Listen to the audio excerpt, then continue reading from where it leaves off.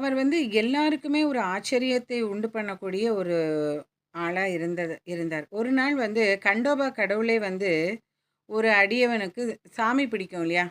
சாமி வந்துருக்குச்சுன்னு சொல்லுவாங்க இல்லையா? அது மாரி கண்டோபா கடவுள் வந்து ஒருத்தருக்கு சாமி பிடிக்க வச்சது. அதில வந்து ஜனங்கள் என்ன பண்ணாரு, இந்த சாமி கிட்ட வந்து குறி கேட்பாங்க இல்லையா? அதே மாரி கேட்குறான், "தெய்வமே, இந்த இளைஞன் யார்?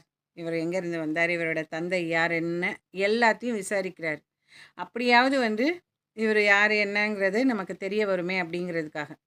கண்டோபா வந்து என்ன பண்றாரு, ஒரு மண்வெட்டி கொண்டு வர சொல்லி, அந்த ஒரு எந்த இடத்துல அவர் இருந்தாரோ, அந்த இடத்த வந்து தோண்ட சொல்றாரு.